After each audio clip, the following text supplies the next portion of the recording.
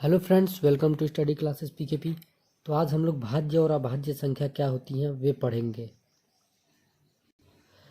तो चलिए video start करते हैं। सबसे पहले हम लोग पढ़ेंगे अभाज्य संख्या। अभाज्य संख्या इसलिए हम लोग पढ़ेंगे क्योंकि अगर आपको अभाज्य संख्या अगर अच्छे से समझ में आ गया तो भाज्य संख्या आपको समझने में टाइम नहीं लगेगा। तो इसलिए पहले हम लोग अभाज्य पढ़ेंगे, फिर भाज्य पढ़ेंगे। तो चलिए वीडियो स्टार्ट करते हैं। तो देखिए, अभाज्य को हम लोग इंग्लिश में क्या बोलते हैं। तो अभाज्य को हम लोग इंग्लिश में बोलते हैं प्राइम नंबर। Prime number. और अभाज्य की परिभाषा क्या हो जाएगी, चलिए मैं यहाँ पे नोट कर देता हूँ। देखिए, अभाज्य की परिभाषा क्या है। एक से बड़ी वे संख्याएं जो एक या अपने को छोड़कर किसी अन्य संख्या से पूर्णतः विभाजित ना हो। ध्यान दीजिएगा, पूर्णतः विभाजित ना हो, उसे अभाज्य संख्या कहते हैं। अगर इसको मैं आपको शॉर्ट में बताऊं तो इसका मतलब है जिस संख्या में एक या फिर स्वयं से भाग हो जाए उसे ही हम अभाज्य संख्या कहते हैं।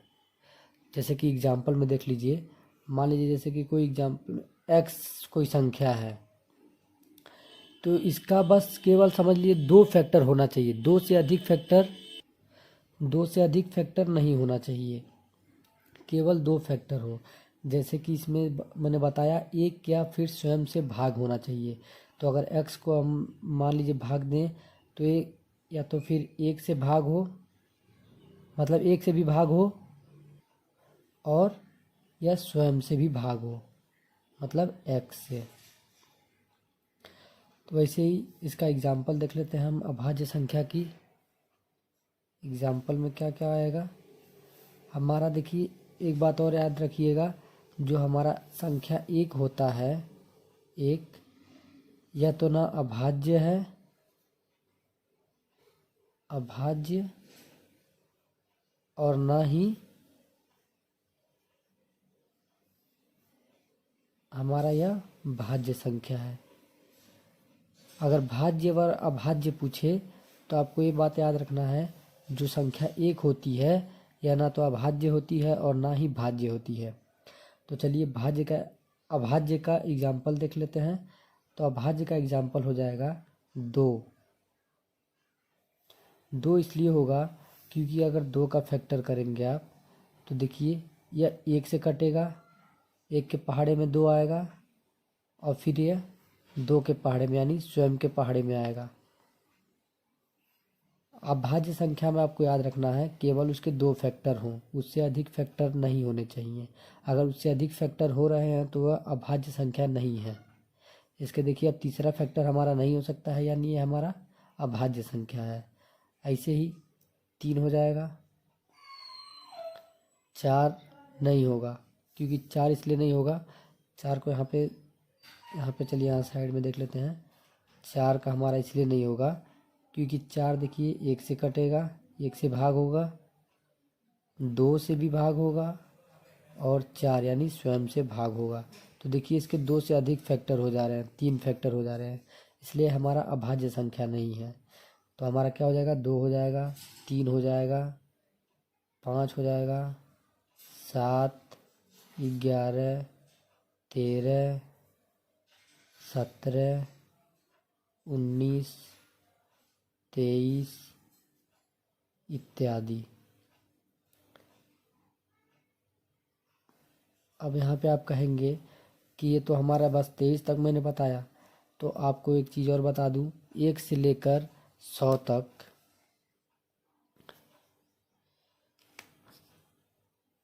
एक से 100 तक हमारे टोटल कितने अभाज्य संख्याएं होती हैं।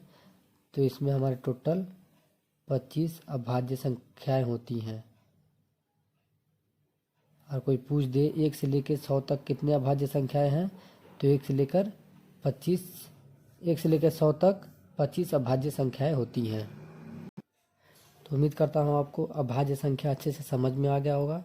अब चलिए भाज्य संख्या को देखते हैं। देखिए, ये हो गया हमारा भाज्य संख्या। भाज्य संख्या को हम लोग इंग्लिश में कहते हैं कंपोजिट नंबर। क्या कहते हैं, कॉम्पोजिट नंबर। भाज्य संख्या को हम लोग एक और नाम से जानते हैं, वो किस नाम से, यौगिक संख्या। भाज्य संख्या का दो नाम है, एक भाज्य संख्या और एक यौगिक संख्या। इसका चलिए हम लोग परिभाषा देख लेते हैं, इसकी परिभाषा क्या होती है। तो भाज्य संख्या की परिभाषा है, एक से बड़ी वे सभी संख्याएं जो एक या अपने को छोड़कर किसी अन्य संख्या से भी विभाजित हो, उसे हम भाज्य संख्या कहते हैं, या फिर यौगिक संख्या। अगर कहीं भाज्य संख्या की जगह यौगिक संख्या दिया रहे तो आप वहाँ पे घबराइएगा नहीं, वो भाज्य संख्या ही होती है।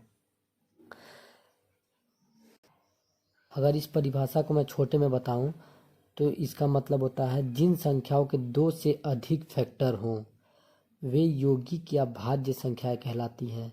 देखिए अभाज्य में क्या था कि केवल दो फैक्टर होने चाहिए, और इसमें है जो दो से अधिक फैक्टर होंगे वे ही हमारे भाज्य संख्या कहलाएंगे।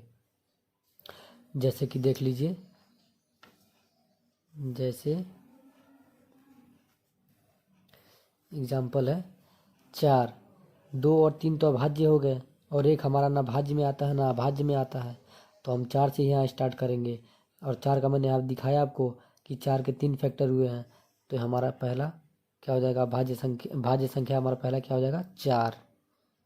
फिर 6, 8, 9, 10, 12, 14, 15 इत्यादि। अब देखिए यहाँ मैं आपको करके दिखा देता हूँ। जैसे 4 का तो बता दिया, 6 का देख लीजिए, 6 कैसे हमारा भाज्य संख्या है, इसका फैक्टर कितना होगा, तो यह 1 से भाग होगा, 1 के भाग में आएगा, और फिर ये हमारे 2 के भाग में भी आएगा, 3 के भाग में भी आएगा, और 6 यानी कि स्वयं के भाग में भी ये आएगा। तो इसके टोटल फैक्टर कितने हो गए, इसके टोटल फैक्टर हमारे देखिए 4 हो गए, 1, 2, 3 और 4 फैक्टर हो गए, यानी 2 से अधिक फैक्टर। तो ये हमारे किस में आ जाएंगे, भाज्य संख्या में। तो अब होगा, अब 1 से 100 तक की संख्याओं में कितने भाज्य संख्या होंगे, तो 1 से लेकर 100 तक की संख्याओं में हमारे टोटल 74 भाज्य संख्या होंगे। तो आई होप आपको वीडियो अच्छे समझ में आ गया होगा, भाज्य और अभाज्य समझ में आ गया होगा। अगर वीडियो अच्छी लगी हो तो लाइक करके चैनल को सब्सक्राइब कर दीजिएगा। Thank you.